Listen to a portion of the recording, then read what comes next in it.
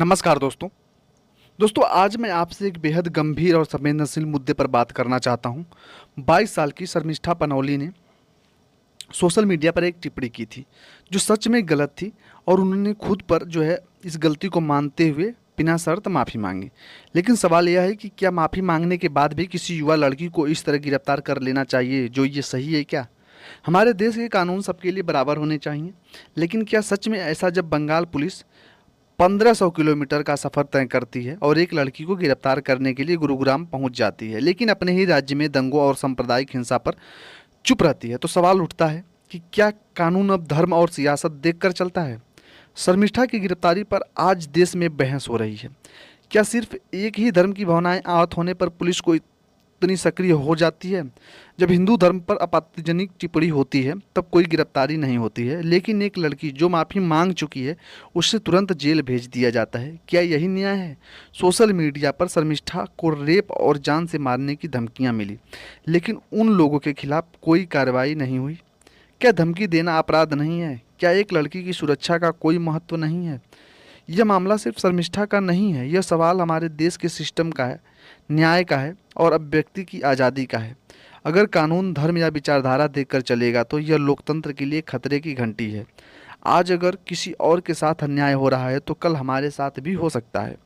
हम सभी को चाहिए कि सोशल मीडिया पर कुछ जिम्मेदारी से लोग बोलें और भावनाओं में बहकर कुछ भी ना लिखें, क्योंकि एक शब्द आपकी पूरी ज़िंदगी बदल सकता है। साथ ही सरकार और प्रशासन से भी अपील है कि कानून का तराजू सबके लिए बराबर है, जो निष्पक्षता और समानता को लेकर असली पहचान है।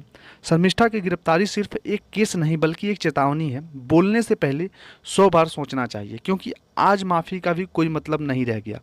यह घटना हम सबके लिए एक सबक है। सोशल मीडिया पर संयम और समझदारी जरूर दिखाएं। आइए हम सब मिलकर निष्पक्षता, संवाद और समानता से आवाज़ उठाते हैं ताकि हर नागरिक को न्याय मिल सके। हमारा देश सच में एक निष्पक्ष भारत वो देश बन सके।